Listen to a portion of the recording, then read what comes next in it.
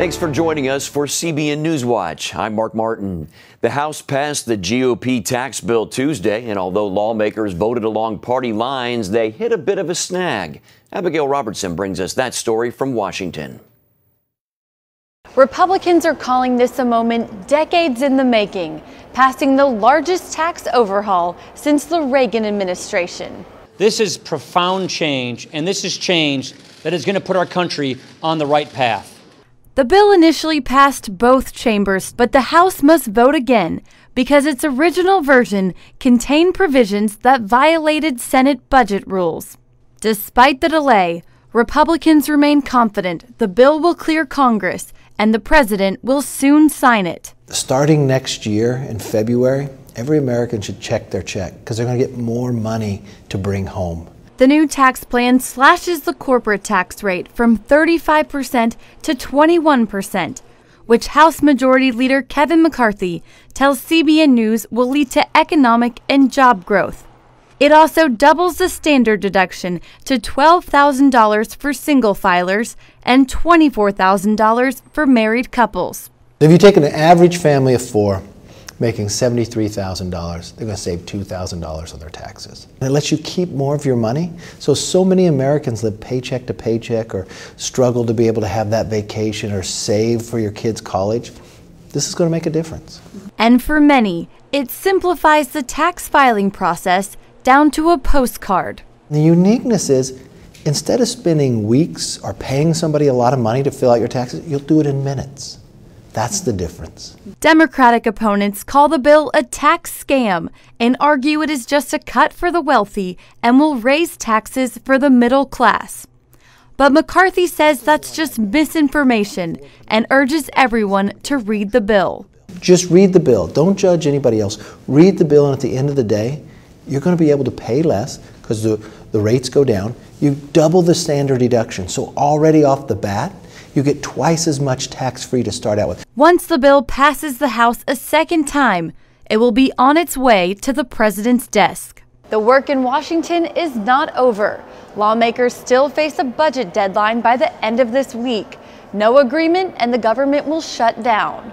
Reporting from Capitol Hill, Abigail Robertson, CBN News.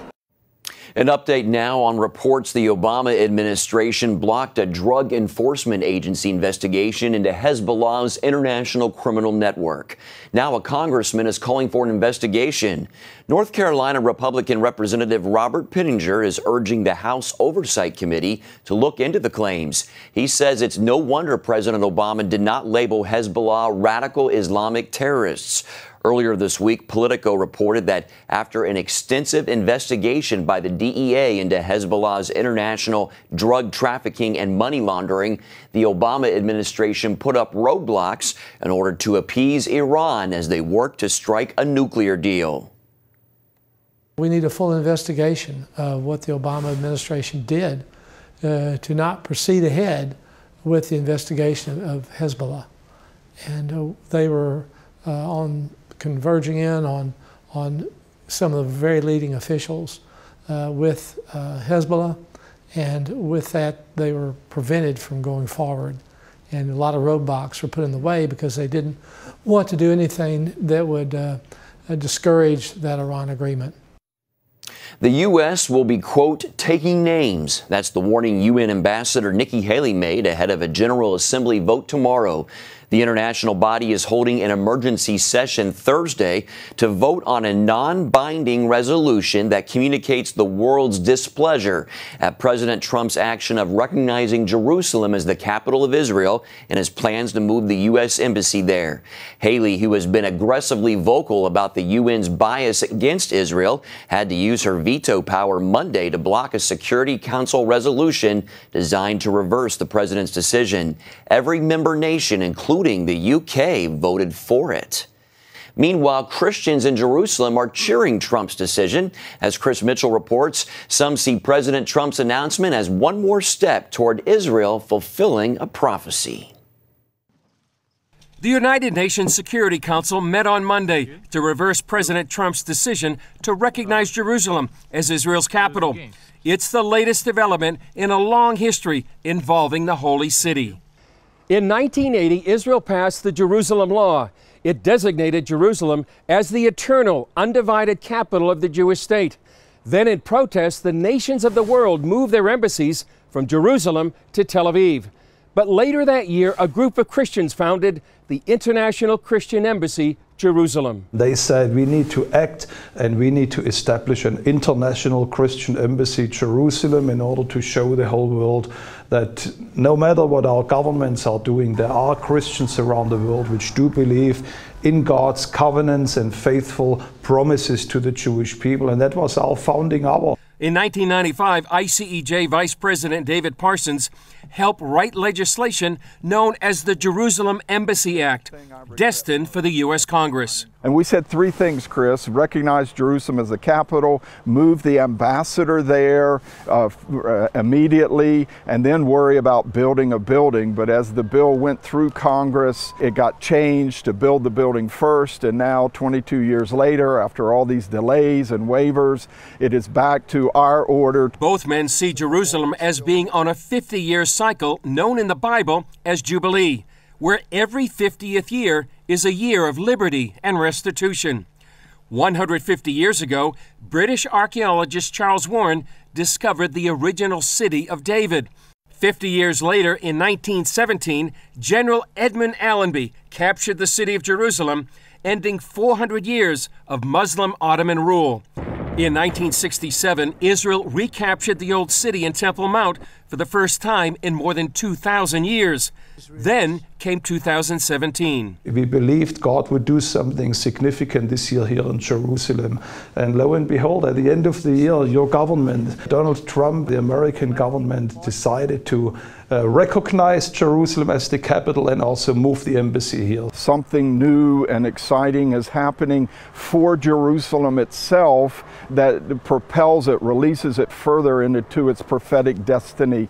Now there's the hope more nations will follow Americans' lead and move their embassies. We're hearing word Guatemala may come back, Tanzania, the Philippines. You can start listing off some of these countries that we hope they have the courage to follow the lead of the American administration now to return to Jerusalem.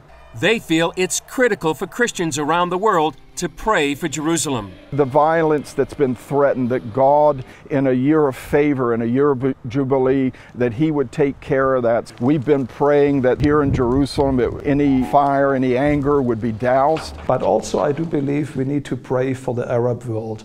You see all the unrest that you have on the Arab streets around the world. In a way, you see the sense of delusion and deception on the Arab streets, where they feel that this is a city that has no connection whatsoever to the Jewish people. We need to keep praying that this would be a unified city. Chris Mitchell, CBN News, Jerusalem. A Japanese newspaper says North Korea has begun to load anthrax onto its intercontinental ballistic missiles. The report cited by Bloomberg News says that North Korea is testing the biological agent to see if it can survive the immense temperatures that missiles generate. Just this week, the White House released a security paper noting that Pyongyang is pursuing chemical and biological weapons that could be delivered by missile. The U.S. has worked for years to prepare for the possibility of an anthrax attack. The U.S. is putting pressure on North Korea this week with a newly announced international group.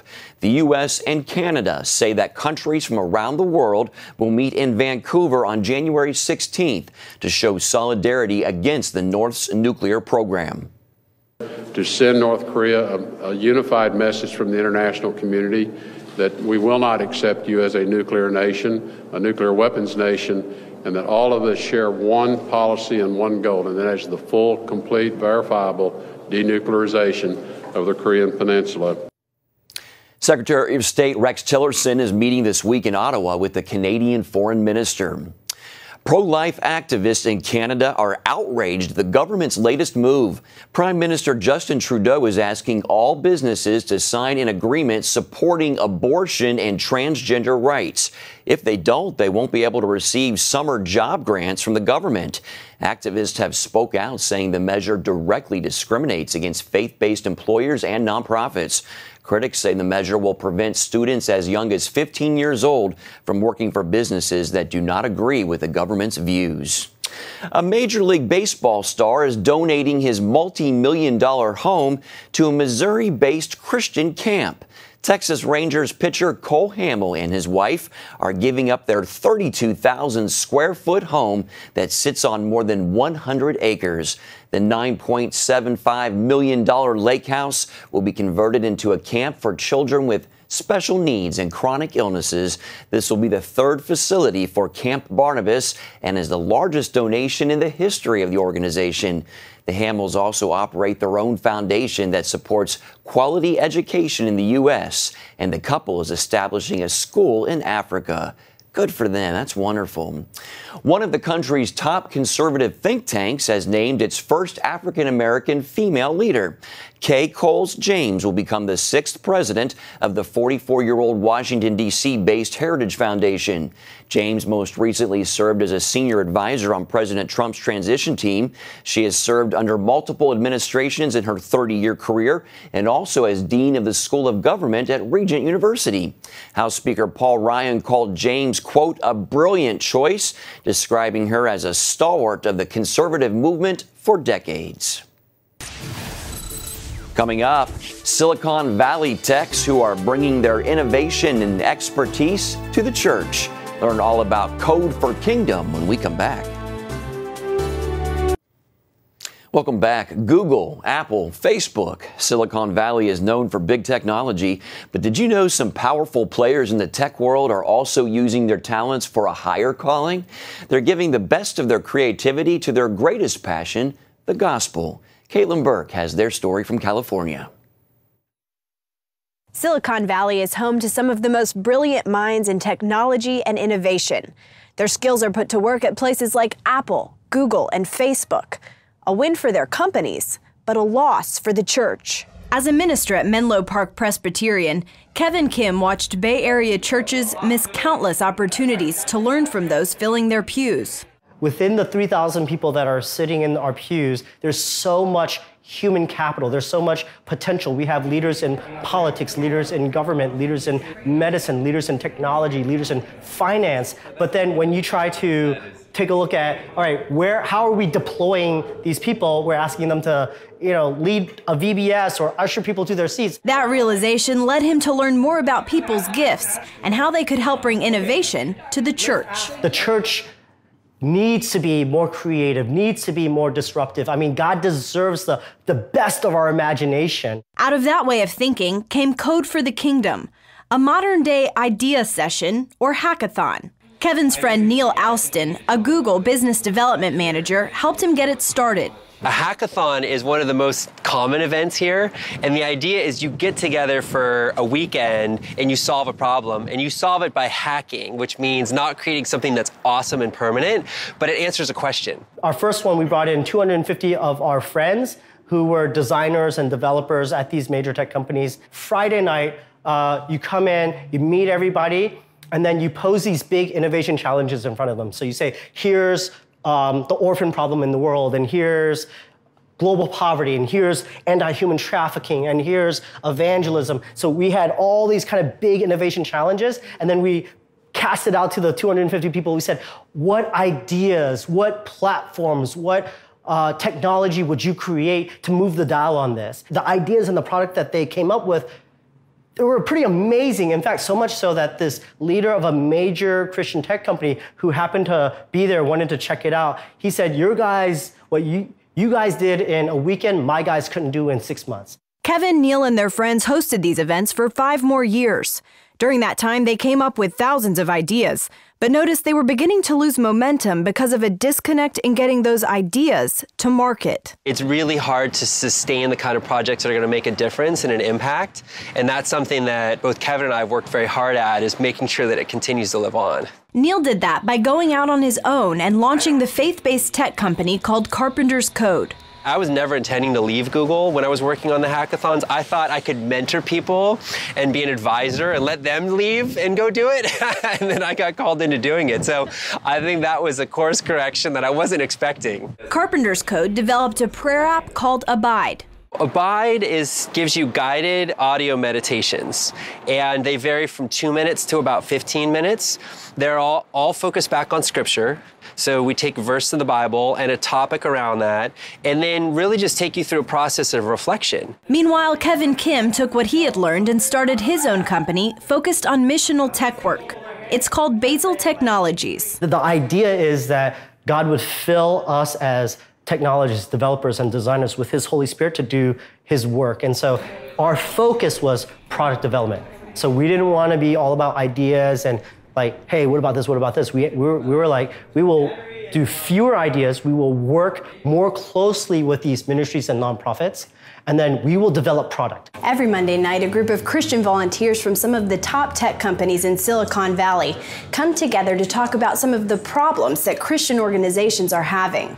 They then harness their combined innovation, creativity, and expertise to figure out not only the solution to the problem, but how to implement it. One of Basil's current projects is a partnership with the International Justice Mission. We had IGM come in and we did a brainstorm with them, which was led by one of our team members who's an expert in design thinking. And so in this brainstorm session, we discovered from International Justice Mission that these perpetrators of human trafficking were using technologies for their evil purposes. And so a lot of our people who work in tech, they were like, man, that can't happen. And so we want to do something about it. The team hopes that by making major tech companies aware, they can come up with effective solutions together. At only about a year old, Basil has plans to eventually expand.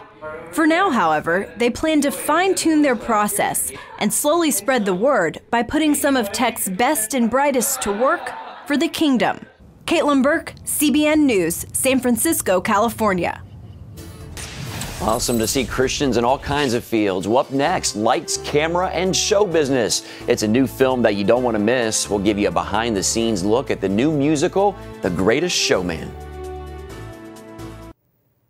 If you haven't heard, The Greatest Showman hits theaters today. You'll hear modern music, see lively dance, and stellar theatrics. It's the timeless story of P.T. Barnum that is sure to touch viewers' hearts. Studio 5 gives you a behind-the-scenes look at the film. Take a look. Ladies and gents, this is the moment you've waited for.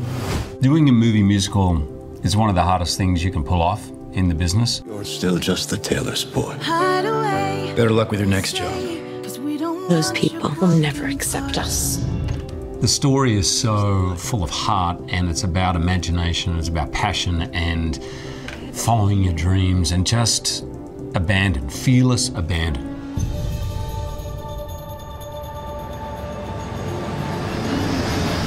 He was going to live the life of his dreams. P.T. Barnum, at your service. I'm putting together a show, and I need a star. Nothing anybody said would stop him. He followed his own path, and any setback he had, he managed to literally turn that setback into a positive. I'm putting together a show. It's a place where people can see things they've never seen before. Okay. He believed that what makes you different actually makes you special. Come on, you hear the call. 21 who sends her away. What he represents, this idea that you can be whatever you want. You can choose the life you want to be. Yes, you have to work hard. Yeah, you have to have imagination. Yeah, you got to have talent, but you can do it. That's why, to me, Barnum is a uniquely American story. Hey, no one's buying hat back here. Get out front. Go. WD, and I want to introduce my newest hire, Mr. Philip Carlisle. The biggest breakthrough for Philip, I think for really anyone in the movie, is the moment that you realize that you don't have to live within the boundaries that everyone else has set through history or through time. You don't have to follow the rules. You don't have to color inside the lines. What is your act, Mr. Carlisle? I don't have an act. Everyone's got an act. Anne and Philip, fall in love.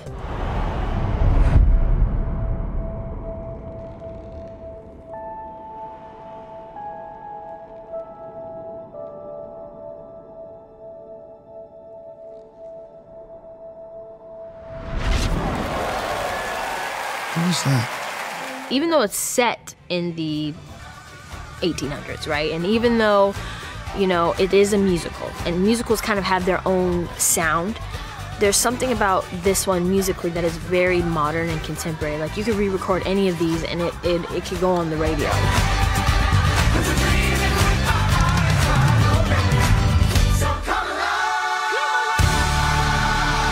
I know that there's a young woman or a young man who is going to hear this song and is going to need to hear "This Is Me," need to hear that, you know, I'm brave, I'm bruised, I'm who I'm meant to be. Somebody needs to hear those words, you know? Literally everything that happens is like flying in the air. Me grabbing him grabbing me, swinging around, you know? It's just, it's so cool to me. Everybody's gonna be able to relate to it a different way, and hopefully leave with a very fantastical, magical experience, and just probably leave singing and dancing. And it's just a beautiful message. It really does empower people to just be themselves.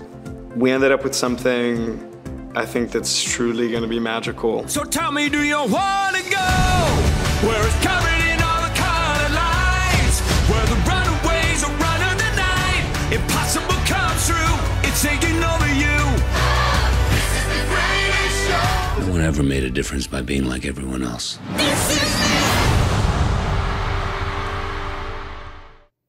And we'll be back with more NewsWatch right after this. No Christian Christmas displays. That's what one Massachusetts apartment complex told an elderly Christian woman. All she wanted to do was to post a Bible verse on her own front door. The American Center for Law and Justice says the woman's apartment complex ordered her to take down her display, but when the ACLJ told them they broke the law and violated her rights, they backed down, and now she's free to celebrate Christmas according to her Christian faith. That's great. And that's it for now on CBN NewsWatch. You can find more of our exclusive coverage of the issues you care about most at cbnnews.com. Thanks again for watching. Have a great day.